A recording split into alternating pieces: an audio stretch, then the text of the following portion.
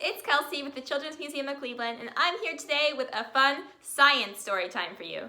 So today's story time features two books all about Newton's laws of motion. Our first story is called Newton and Me, and it's by Lynn Mayer. Saturday morning, I was asleep in my bed when Newton, my dog, dropped his ball on my head. I pulled on my blue jeans, t-shirt, and shoes, and ate a quick breakfast while Dad read the news.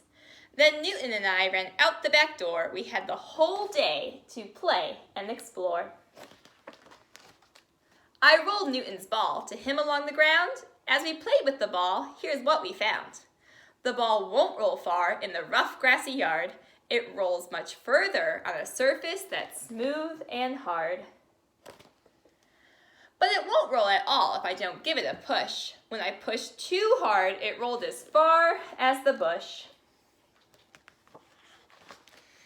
I decided to throw the ball up in the sky. I threw the ball hard, it went really high. No matter how hard I would throw the ball up, it would always come down to me and my pup. This gave me an idea I wanted to test. I took out the red truck that I liked the best. I put down the truck on ground that was flat. Until I would push, my truck stayed where it sat. Going downhill, my truck really speeds. It went off the sidewalk and up into the weeds. When I pushed my toy truck, it went really far. But even my big push won't move my dad's car. I heard my mom calling for Newton and me. She wanted some rocks from a pile by the tree. We pulled my red wagon to the tree at a run. Newton and I knew this job would be fun. I filled up my wagon with piles of stone, but with all of the rocks, I couldn't push it alone. When it was empty, it was easy to pull. I just couldn't move it when it was full. Newton and I got some help from my dad. He pushed while I pulled, and we made my mom glad. Then Newton and I decided to go for a ride. I hopped on my bike with my dog by my side. The wind was blowing quite hard that day. The wind at my back pushed me on my way. But when I turned around to go home at last, the wind pushed against my chest and I couldn't go as fast. Pedaling uphill was really hard too. Getting to the top took all I could do. But going downhill, I needed to slow down. I did that by dragging my feet on the ground. Now we got home, we played tug of war. I pulled and Newton pulled, and then I pulled some more. When he pulled as hard as I did, we didn't move at all. But when he pulled harder, I stepped forward or fall. I realized at the end of the day that I learned some new things along the way. Playing with Newton gave me the notion that pushing and pulling are forces of motion. The end. So I hope you enjoyed our first story, friends. Our next story comes from one of my favorite series. It's called Oscar and the Cricket, a book about moving and rolling, and it's by Geoff Waring.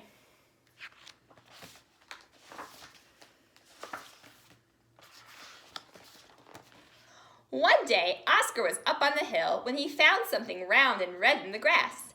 He sniffed it and nudged it. What could it be? Cricket jumped up. It's a ball, he said. You can make it roll. Try pushing it with your paw. So Oscar did. The ball rolled away through the grass, then lay still. Why did it stop? Oscar asked. The thick grass slowed it down, Cricket said. Try rolling it on the path. But a long branch was lying in the way. We'll have to move it, Cricket said. I'm not big or strong enough, but you are, Oscar. Try giving it a pull. Ugh, Oscar groaned. Slowly the branch started to move. Oscar put the ball on the path and gave it another push. This time it rolled along and along and along. The smoother the surface you roll it on, Cricket said, the further it will go. It's rolling in a straight line, Oscar noticed, and it's heading towards the tree. Bounce. Oh dear, Oscar said. It's all right, said Cricket. The ball hit the side of the tree, and that made it roll in a different direction. For a moment, Oscar stopped watching the ball to look up. All the leaves were swaying and fluttering. The leaves can move by themselves, Oscar said. It looks like it, Cricket said, but the wind is pushing them and making them move.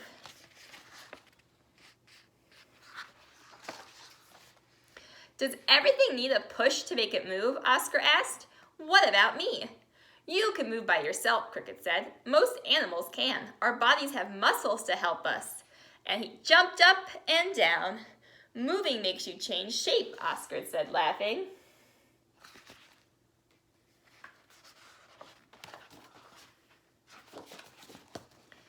We can use our muscles to move ourselves and to move other things too, Cricket said. A leafcutter ant can lift 50 times its own body weight in its jaws.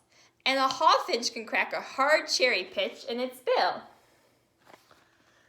A spider monkey can swing its whole body by its tail. And a dung beetle can push a ball of dung the size of an apple with its back legs. An elephant can pull down a tree branch with its trunk.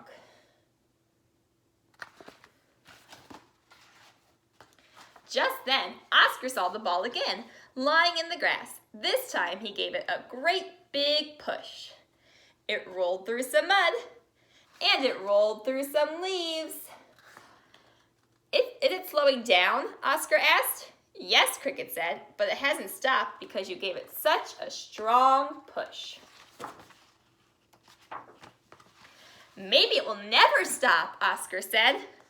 But just then, a kitten put out a paw, and the ball stopped. Hello, said Oscar. I'm Oscar, and this is Cricket. Who are you? I'm Ted, said Ted. Can I play?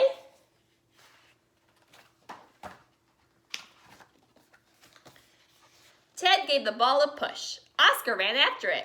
Look out, called Cricket. Run, roll, flutter, jump. Everything was moving on the hill.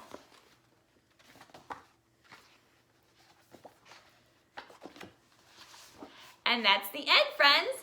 So this story was also all about how pushing and pulling and different surfaces can create friction that changes the amount of a push or pull that helps objects move.